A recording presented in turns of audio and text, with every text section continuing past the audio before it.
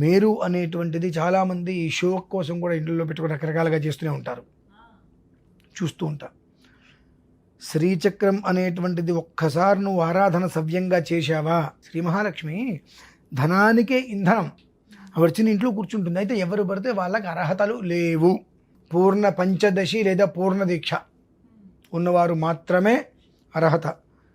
నేను ఏదో ఇంత పెద్ద బొట్టు పెట్టుకుంటాను, ఎర్ర చీర కట్టుకుంటాను, ఎర్రమాలలు వేసుకుంటాను, అమ్మవారి దీక్ష తీసుకున్నాను కాబట్టి నేను శ్రీచక్రార్చన చేస్తాను అంటే ఎట్లా అండి? శ్రీచక్రం అనేటువంటిది ఒక ఫ్రేమ్.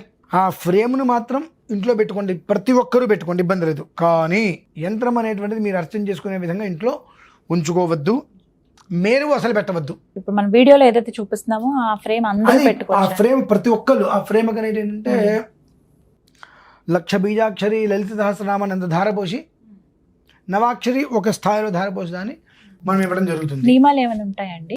దీపారాధన అనేటువంటిది ఆపకుండా చేయడమే నియమం.